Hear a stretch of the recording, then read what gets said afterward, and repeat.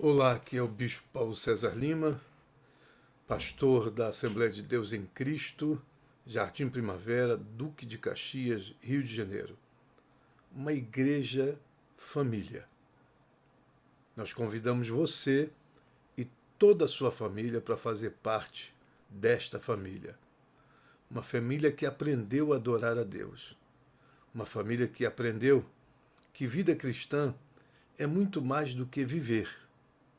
Mas vida cristã é também e principalmente conviver. Eu gostaria de hoje abrir a Bíblia Sagrada, que está aqui nas minhas mãos, no capítulo 6 do Evangelho de Jesus segundo escreveu Mateus, e versículo de número 10. Esse texto está dentro do modelo de oração que Jesus nos ensinou, que se chama o Pai Nosso. Versículo 10 diz o seguinte: venha o teu reino. Perceba que o texto não diz venha a nós o teu reino, porque todo reino que vem a nós só vem a nós, não vai aos outros. Mas o texto diz venha o teu reino, seja feita a tua vontade, assim na terra como no céu. Antes de qualquer coisa, façamos a nossa oração, pedindo a bênção de Deus sobre a nossa vida. E que a paz de Deus, que excede a todo entendimento, possa guardar os nossos corações em Cristo Jesus. Ore comigo. Pai, nós te amamos, ó Deus, pela tua excelência. Nós te amamos pela tua majestade. Nós te amamos pela tua soberania. Nós te amamos pela tua sabedoria. E é por isso que nós te agradecemos acima de tudo. Nós te agradecemos de todo o nosso coração, pelas pessoas, por todo o povo, por todas as famílias, por todos os irmãos, por todas as irmãs, por todos aqueles que respiram. Sejam eles abençoados por ti, em nome de Jesus.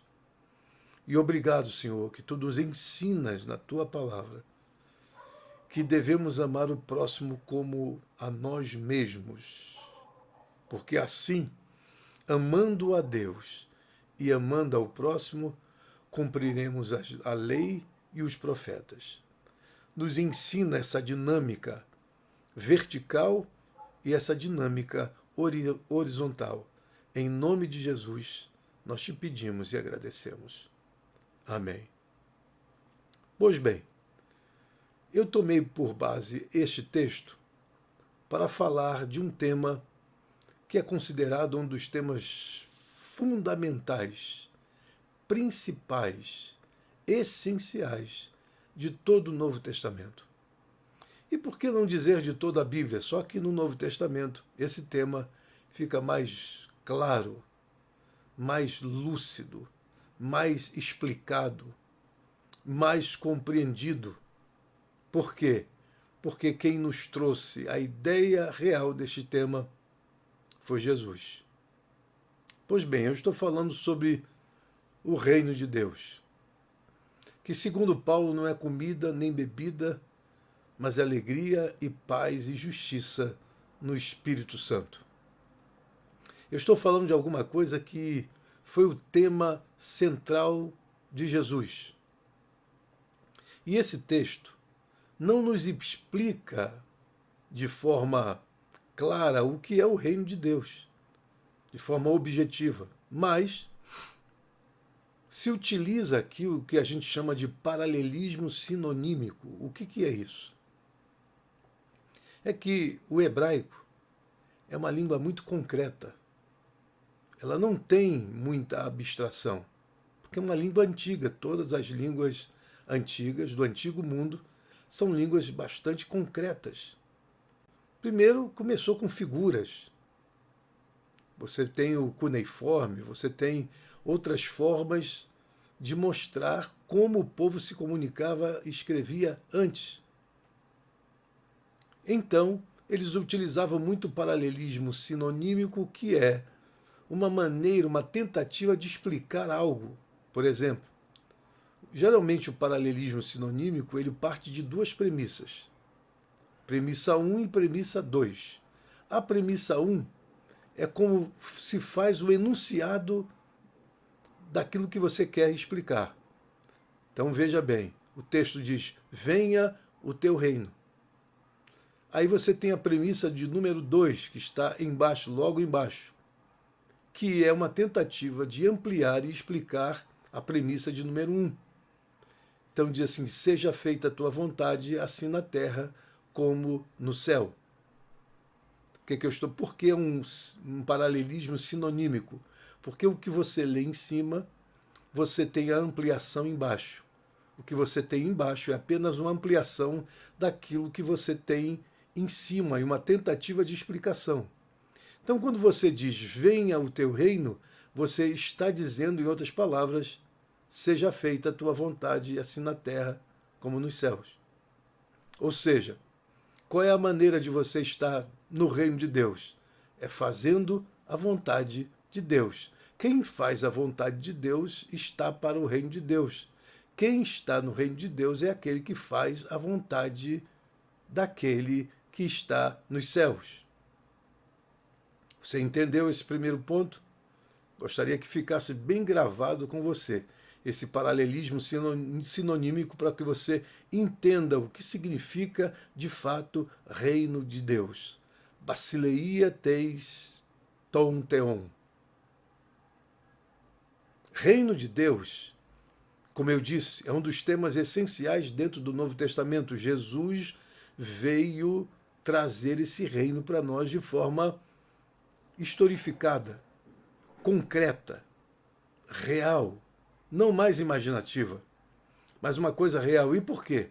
Porque Jesus foi o único dentre todos os homens que fez a vontade de Deus plenamente. Estou dizendo plenamente. Não é uma coisa parcial, não é uma parte da vontade de Deus. Ele veio e cumpriu toda a vontade de Deus. Por isso que Jesus nos traz o reino de Deus como ele assim o é. Porque quem faz a vontade de Deus está no reino de Deus. E quem está no reino de Deus é aquele que faz a vontade de Deus. Bem, esse tema foi muito discutido e até hoje o é. E há muitas contradições dentro desse tema porque as pessoas não sabem avaliar o que significa de fato o reino de Deus. Jesus é claro para Nicodemos, quando Nicodemos o chama para um debate. E Jesus, naquele instante, não estava para debate nenhum. Aliás, Jesus nunca teve para um debate filosófico, teológico ou coisa que o valha. Jesus tinha a emergência, tinha a urgência em tratar o seu reino e chamar as pessoas para dentro dele. O reino de Deus, ele é desafiador. Por isso que Jesus disse: o meu reino não é deste mundo. E muitas pessoas compreenderam a coisa pelo lado metafísico, pelo lado transcendental, por alguma coisa que está fora do contexto material. Mas, muito pelo contrário, Jesus estava denunciando, fazendo uma denúncia e muito forte. Ele queria dizer com essas palavras que o reino de Deus não traz consigo o mesmo modelo, o mesmo padrão, a mesma forma que os reinos que existem nesse mundo. Porque o reino de Deus é um reino de paz, é um reino de justiça, é um reino de amor, é um reino é um reino de verdade, que fala a verdade, que traz a verdade como seu escudo, sua espada. Pois bem, muitos não entenderam o que significava o reino de Deus, e alguns não entendem até hoje. Algumas pessoas imaginam e fizeram uma divisão.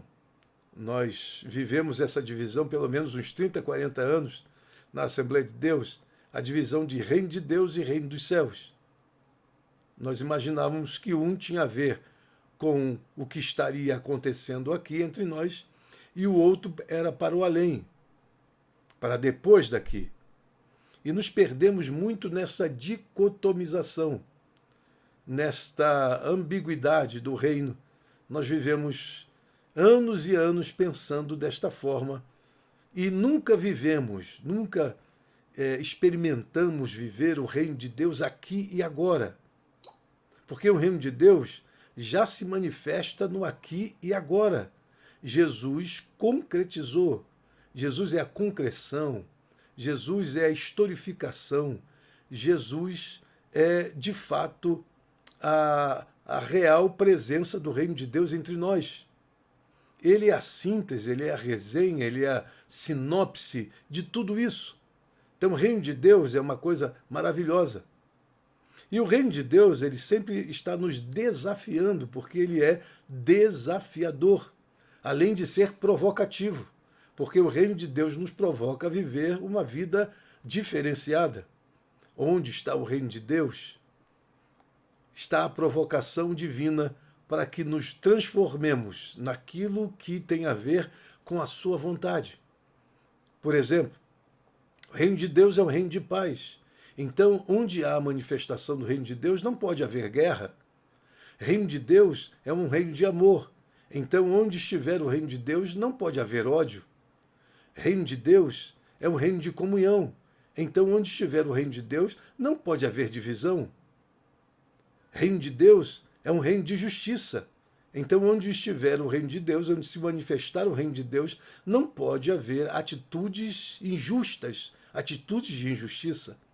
Você percebe o desafio que é você dizer que está no reino de Deus? Nicodemos imaginava-se dentro, mas ele estava tão fora que quando Jesus desferiu sobre ele a palavra de que se ele não nascesse de novo, ele não podia sequer ver o reino, ele o tirou tanto de dentro do reino de Deus, que ele ficou numa situação extremamente difícil.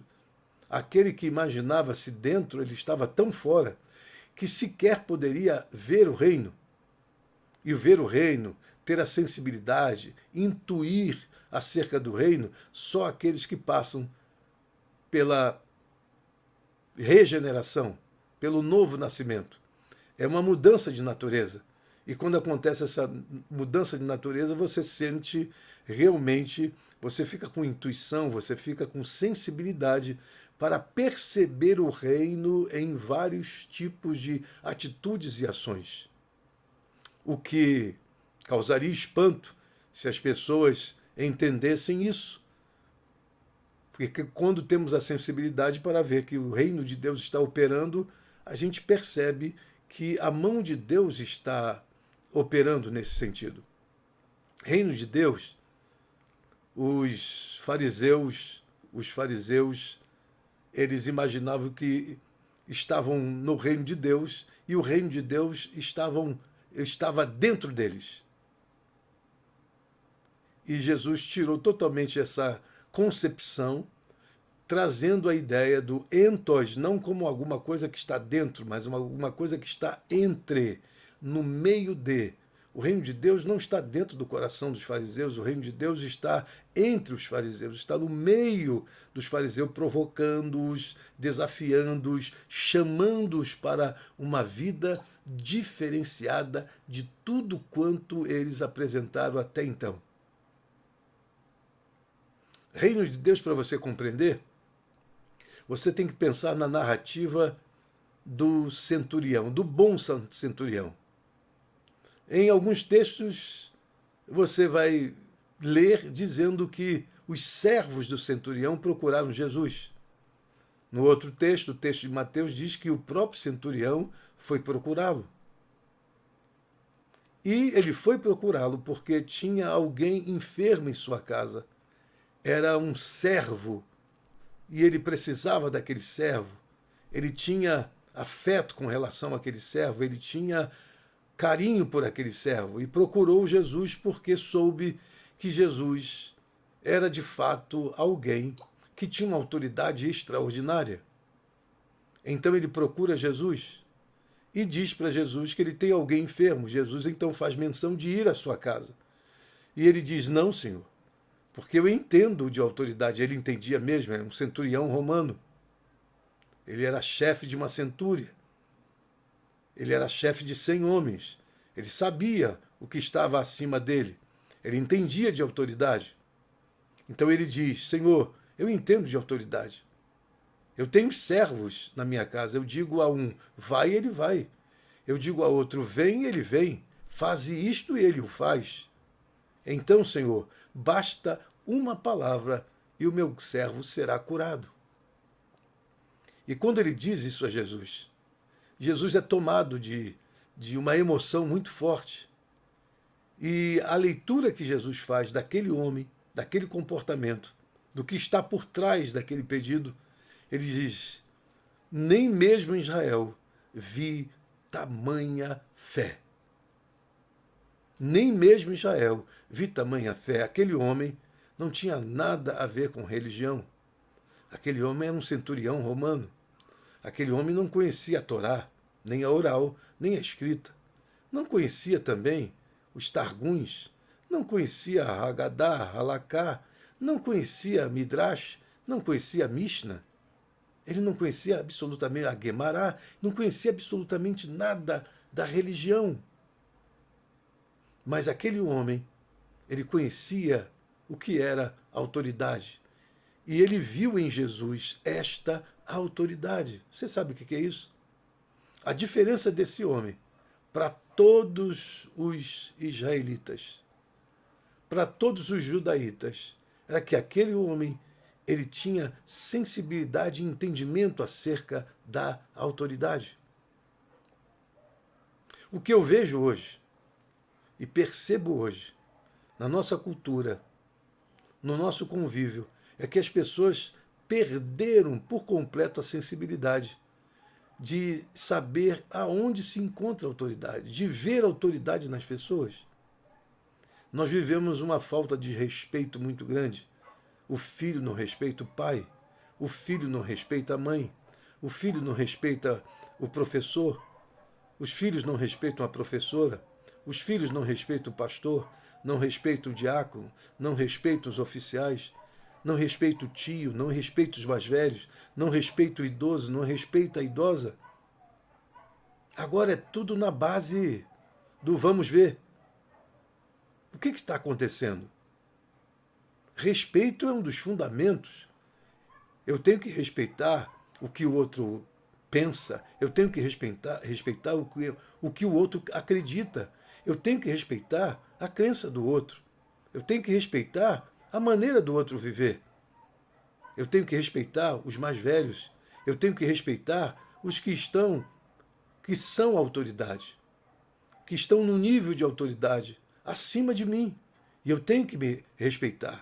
Eu tenho que procurar essas pessoas e me conduzir da maneira mais correta possível, mais respeitosa possível. E isso eu não estou perdendo nenhum tipo de liberdade, eu não estou negociando a minha liberdade em fazer isso, muito pelo contrário.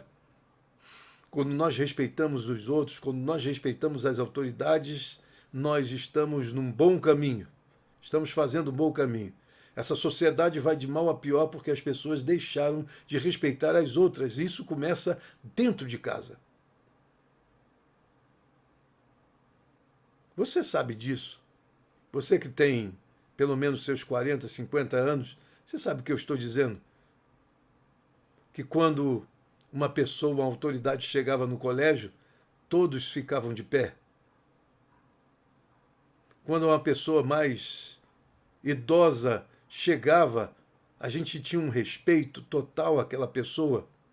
Era senhor, senhora.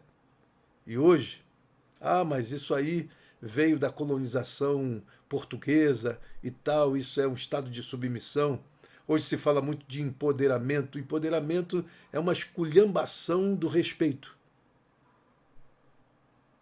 É o homem que não respeita a mulher, é a mulher que não tem nenhum respeito pelo esposo. As coisas estão nessa situação. E aí, Jesus se encontra com um homem que entende a sua autoridade, que tem a sensibilidade de reconhecê-la e dizer para ele, basta uma palavra, porque a tua ordem é uma ordem que não pode voltar atrás. Uma vez dada, o fato tem que acontecer, porque isso tem a ver com autoridade. Falar e fazer é a mesma coisa. E Jesus disse: nem mesmo em Israel vi tamanha fé.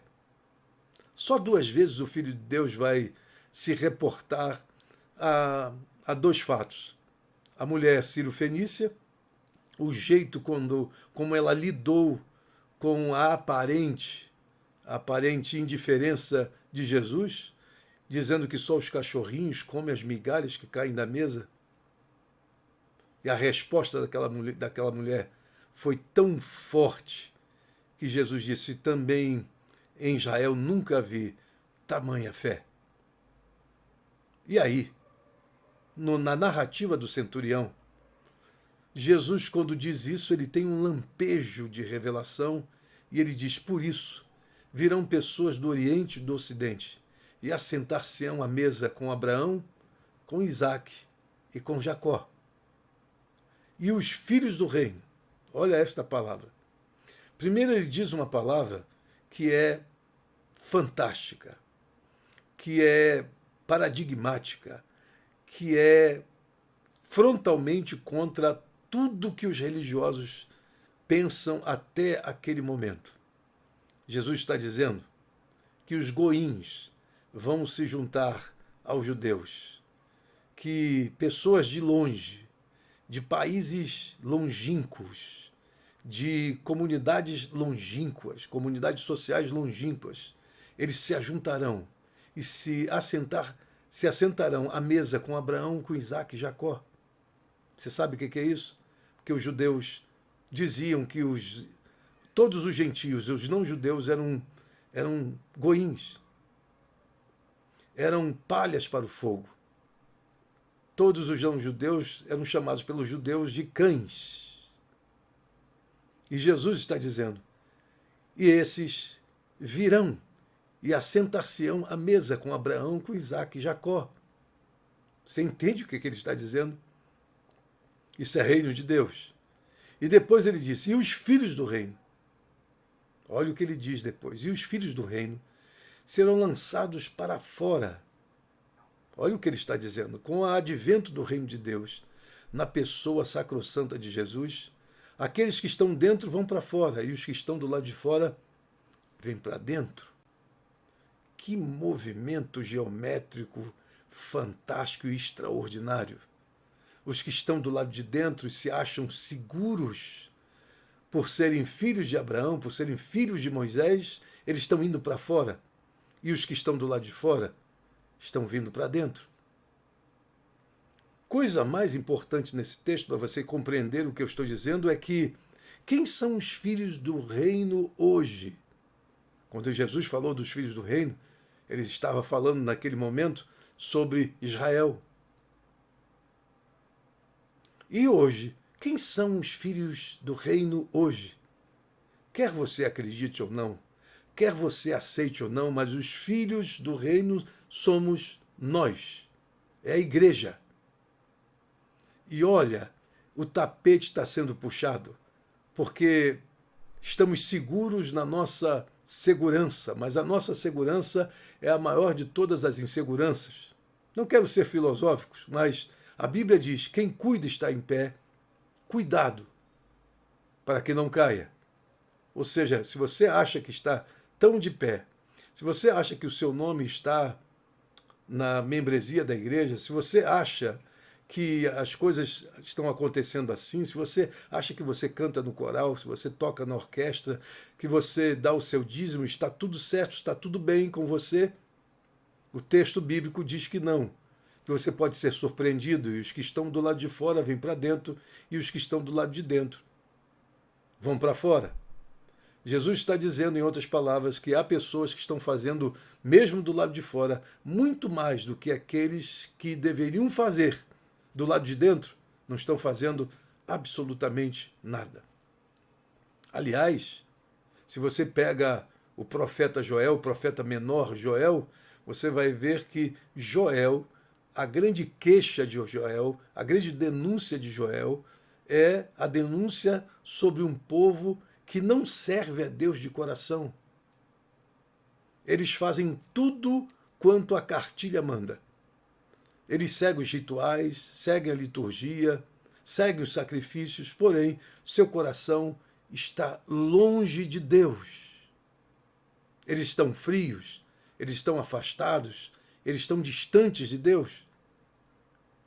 Então, no advento de Jesus, com a presença do reino de Deus, que está nele, que é ele, que está fazendo a vontade do Pai completamente, plenamente, está dizendo Jesus que no seu advento essas coisas vão estar acontecendo no reino religioso. As pessoas que estão do lado de dentro vão para fora e as pessoas que estão do lado de fora vêm para dentro. E aí a Bíblia ainda diz que haverá choro e ranger de dentes. Meu Deus, não existe desgraça maior do que você pensar que está do lado de dentro, estando você do lado de fora. Você já viu a questão de Nicodemos, ele que imaginava-se tão dentro, que queria debater com Jesus, fazer parelha com Jesus. E Jesus o lançou tão do lado de fora que ele não podia sequer ver se não nascesse de novo. Você entende o que eu estou dizendo? O que eu quero dizer é que, pelo desconhecimento que a gente tem de reino de Deus, a gente fica batendo cabeça aqui e ali. Mas o que eu quero dizer para você é que o reino de Deus está entre nós. Desde o advento de Jesus até os dias atuais, o reino de Deus está passando por nós. O reino de Deus está nos desafiando. O reino de Deus está nos conclamando. O reino de Deus está nos chamando para viver um estilo de vida diferenciado. Isso que é tremendo. Porque o reino de Deus nada mais é do que a presença de Deus entre nós. Como você quer definir o reino de Deus? O reino de Deus é a presença de Deus no mundo. É a presença de Deus entre os homens. E eu já disse para você que a presença de Deus é igual à presença de Deus, não é outra coisa. Não é calafrio, não é arrepio, não é choro, não é lágrima. Qualquer coisa desse tipo pode até acontecer com a presença de Deus. Mas mesmo que nada disso aconteça, a presença de Deus é sentida por nós e é vivenciada por nós, não por uma questão de sentir ou não sentir, por uma questão de acreditar nas promessas de Deus. Ele disse: eis que estarei convosco todos os dias até a consumação dos séculos. O seu nome será Emanuel, Deus conosco. Isto é reino de Deus. E por não entendermos o que é o reino de Deus, você vê que até o último momento de Jesus com os discípulos, até o último instante, eles não entenderam nada sobre o reino de Deus. E no livro de Atos dos Apóstolos você percebe isso.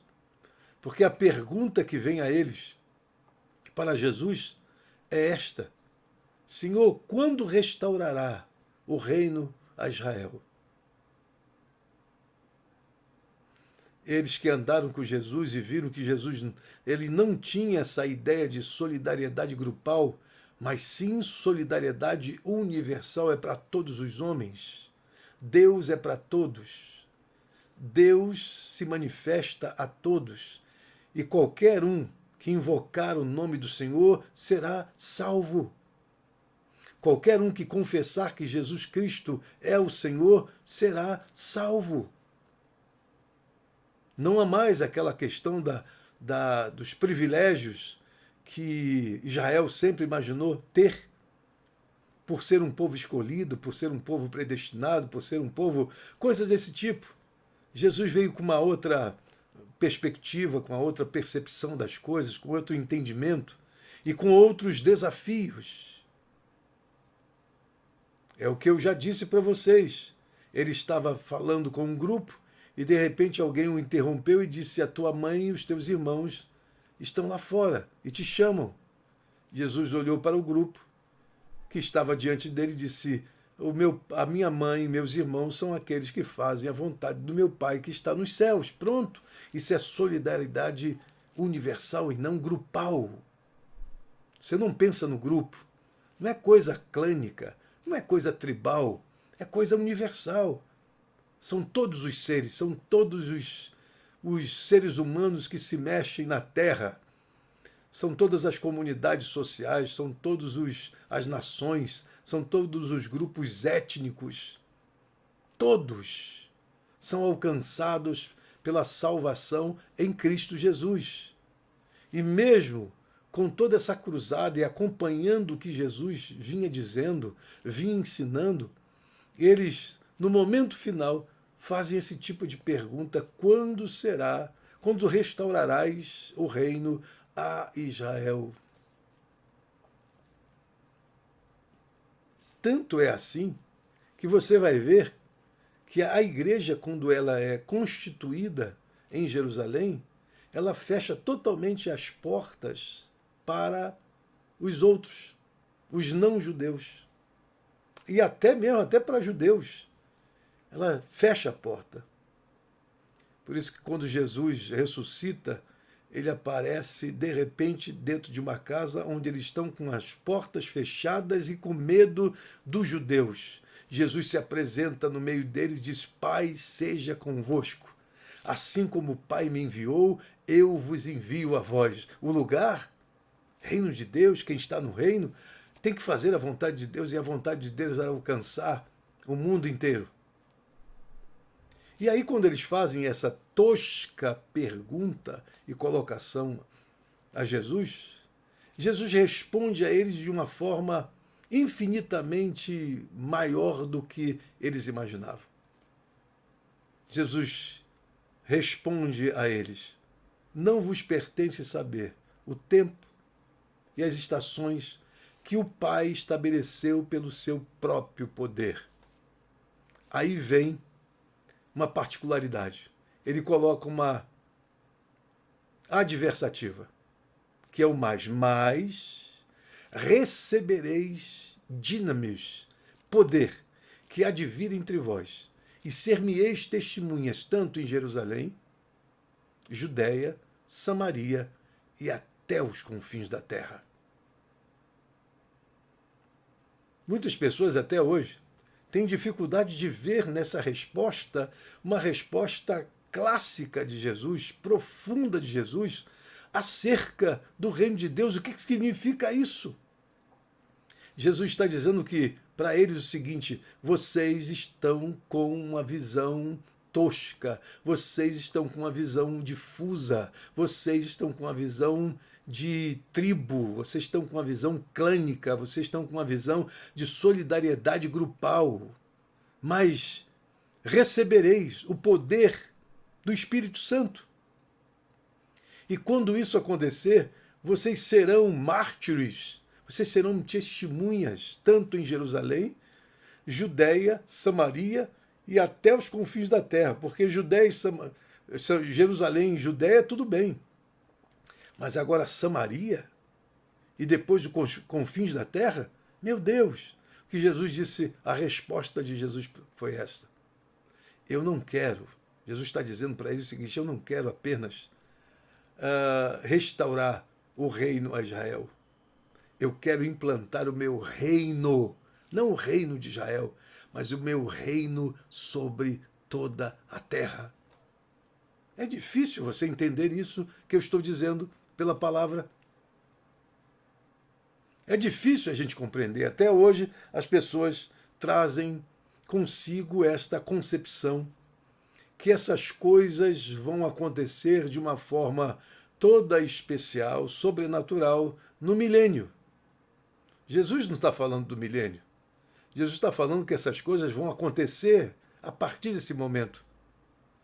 E eles viram, naquele instante, Jesus subindo, ascendendo para estar à direita do Pai. Varões galileus, por quê? E os anjos falaram, estão olhando para cima, esse Jesus que vocês estão vendo subir, ele descerá.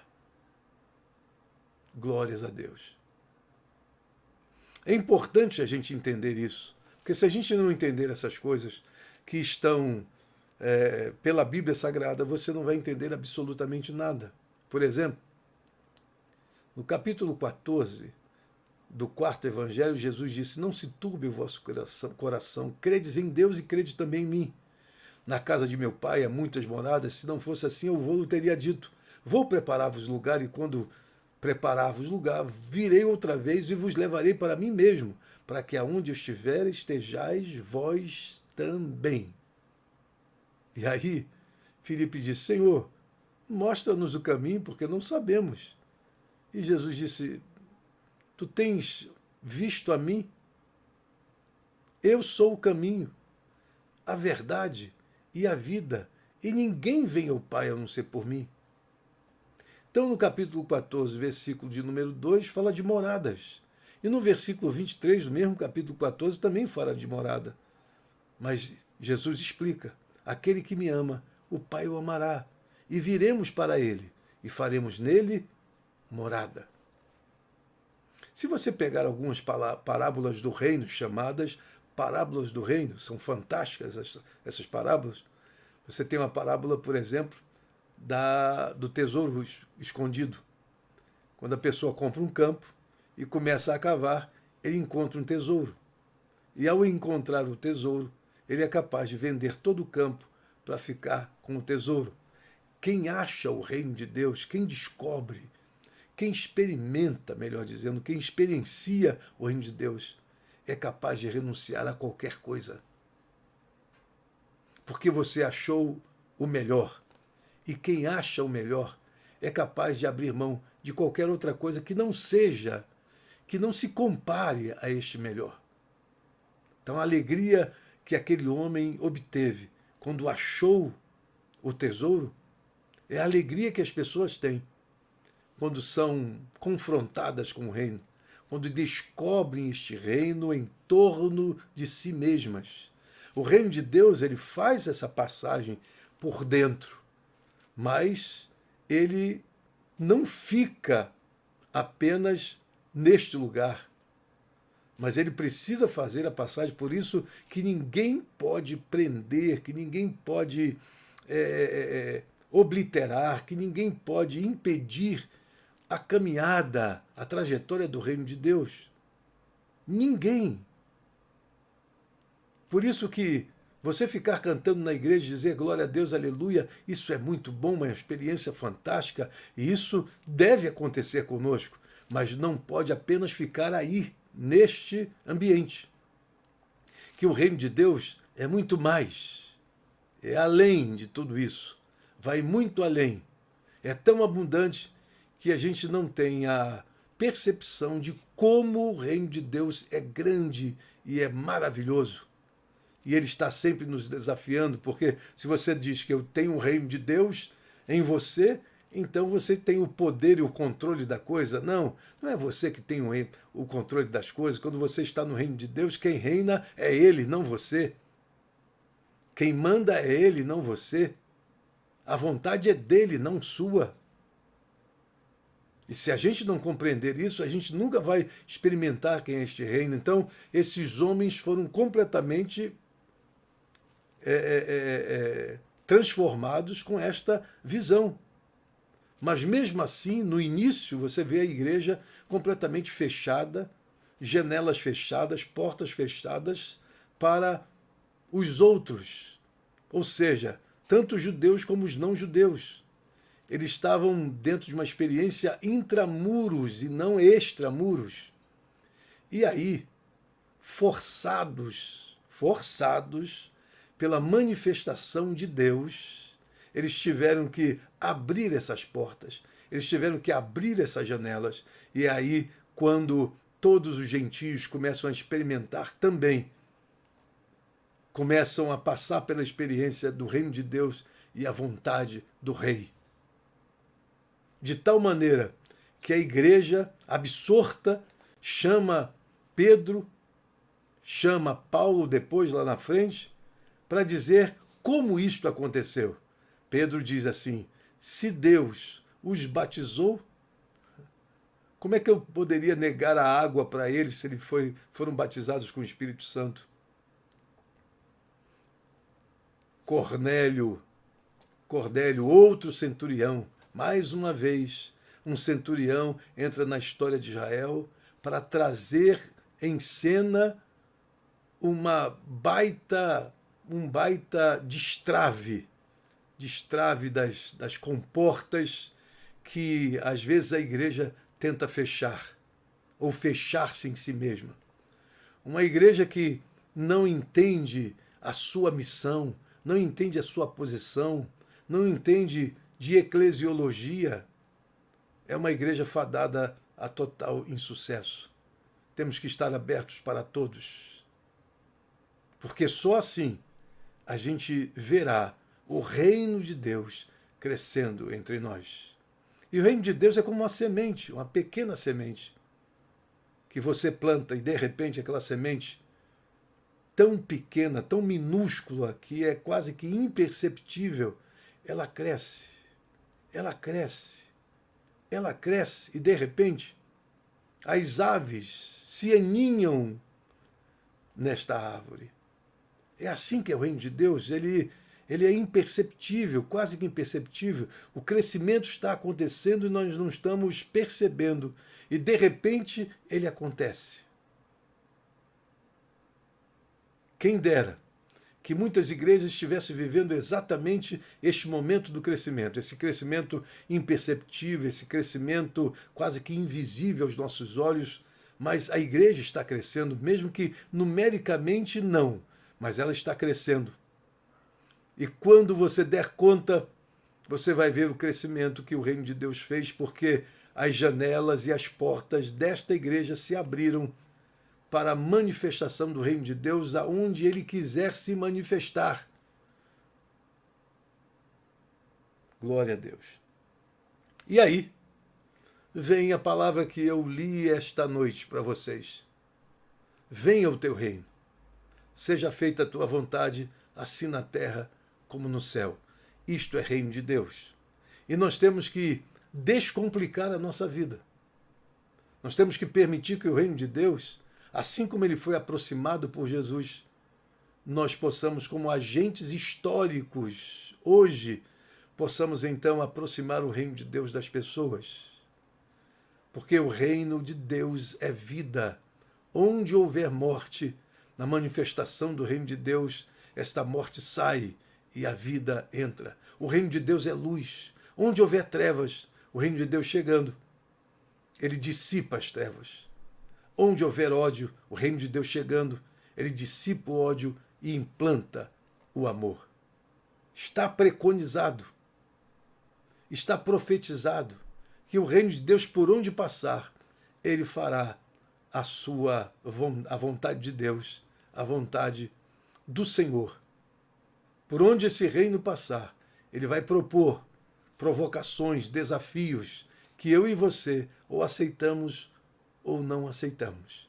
Mas o reino de Deus está na sua trajetória, está na sua caminhada. Assim como os discípulos não compreenderam, só lá no final que eles vão compreender o que significa de fato o reino de Deus, para que você se dispa dessa prepotência de você imaginar-se predestinado, selecionado, escolhido, para você despir-se dessa prepotência e entender que você é apenas um instrumento nas mãos de Deus e você tem que dar misericórdia e pedir misericórdia para que você continue sendo esse instrumento, pequeno instrumento, de uma grande orquestra que Deus formou.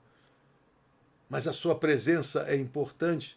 Quando você imaginar que essa prepotência apenas levanta barreiras, essa prepotência apenas levanta muralha, quando você deveria construir pontes, bem-aventurados os pacificadores, aqueles que fazem pontes, porque serão chamados filhos de Deus.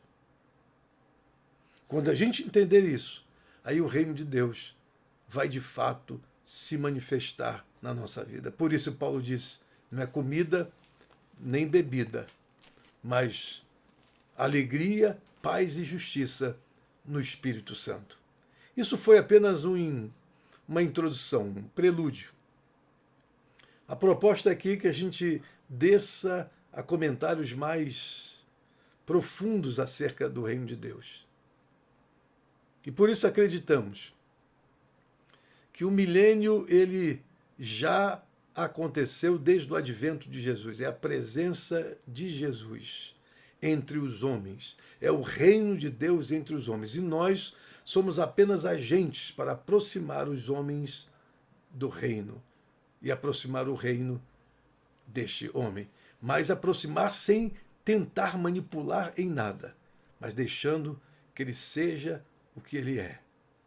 Seja feita a tua vontade, assim na terra, como é feita no céu.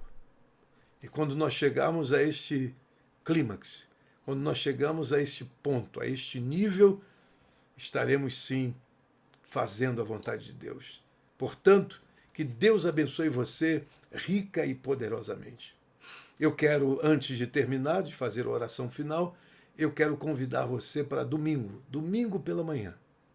A partir das 10 horas da manhã, nós temos o nosso culto online da Escola Bíblica Dominical. E neste domingo, nós estaremos falando de um tema que deve chamar a nossa atenção. O tema é: Deus pesa a mão? Esse conceito do Deus pesa a mão. Será que isso é bíblico? Será que isso é uma verdade? Venha comigo a partir das 10 horas da manhã. Eu estarei esclarecendo, eu estarei estudando com você esse texto. Deus pesa a mão às 10 horas. E às 19 horas e 30 minutos, nós temos o nosso culto lá na Assembleia de Deus em Cristo. A igreja toda está sendo preparada, foi preparada para estabelecer distância entre as pessoas, que só entram de máscaras, tem o álcool em gel, tudo preparadinho para não dar nenhum tipo de conotação de aglomeração. E não há aglomeração porque a distância entre um e outro é muito grande. Então nós estaremos lá, é 1 hora apenas de culto. Eu faço um desafio para você. Em vez de você assistir ao Fantástico, venha ouvir a palavra de Deus domingo, das 19h30 até as 20 horas e 30 minutos. Amém? Deus abençoe você. Uma outra coisa que eu quero dizer é que qualquer um que queira trazer os seus dízimos e ofertas à igreja, de segunda a sexta-feira, das 10 até ao meio-dia, o pastor Alexandre e a sua esposa, eles estão na igreja esperando por você. Então é só você chegar, o gasofilácio está no lugar, e você vai lá e coloca o seu dízimo, a sua oferta no gasofilácio, e terá de longe a oração do pastor Alexandre, em nome do Senhor Jesus Cristo. Não deixe de fazer isso, porque a igreja somos nós. A igreja é um organismo, mas também a igreja é uma organização. Ela precisa de manutenção, ela precisa ser mantida. Então, em nome do Senhor Jesus, se você tem o seu dízimo, a sua oferta, faça isso. Vá até a igreja, das 10 até meio-dia, o pastor Alexandre está lá e a irmã Isabel para receber você, em nome do Senhor Jesus. E na terça-feira da vitória, nós estamos das 19h30 às 20 horas e 30 minutos também na Assembleia de Deus em Cristo, Avenida Itaúna 199, Jardim Primavera, Duque de Caxias, Rio de Janeiro, Brasil. Que Deus abençoe você grandiosamente, curve a sua fronte e ore comigo. Pai Celestial, em nome do teu Filho Jesus, venha o teu reino, seja feita a tua vontade assim na terra como no céu. Deus, obrigado. Estamos aqui devido a esta grande aproximação que foi feita do teu reino através da pessoa de Jesus, que o concretizou, que o historificou, que o materializou, trazendo para nós a pessoa única que cumpriu a vontade de Deus, que fez a vontade de Deus plenamente. Obrigado, Deus, pelas provocações e desafios do teu reino. E obrigado porque onde está o teu reino, coisas diferentes têm que acontecer. O teu reino, a presença do teu reino implica mudanças. A presença do teu reino implica transformações. A presença do teu reino implica transformações abundantes no nosso meio. Não há como o reino de Deus se manifestar em qualquer lugar e que não haja neste lugar uma tremenda mudança, uma tremenda transformação, uma tremenda metamorfose. Pai Celestial, nós te agradecemos por isso. Abençoa da criança até o mais idoso, a mais idosa, membros da nossa igreja. E abençoa todos os amigos e amigas, pessoas que estão no Canadá. Ó Deus, abençoa o Valtinho, a Priscila. Senhor, abençoa em nome do Senhor Jesus Cristo, Pai, a nossa irmã que está em Portugal, a nossa pastora. Abençoa também, ó Deus, os que estão nos Estados Unidos, meus primos e tantas outras pessoas que nos assistem, Pai. E abençoa pessoas espalhadas pelo Brasil, que têm acesso também a esses vídeos. Sejam eles abençoados. Abençoa o pastor Flávio e toda a sua família. Em nome de Jesus. Pastor Flávio, pastora Jocilene e as filhas, a Débora e eu esqueci agora a Bianca, a Débora e a Bianca. Sejam abençoadas por ti, em nome de Jesus. Abençoa meus tios, tias, primos, primas, todos, ó Deus, enfim. Todos sejam abençoados por ti e tocados por ti, em nome de Jesus, que vive para todos sempre. Todos digam até a próxima, em nome do Senhor Jesus Cristo.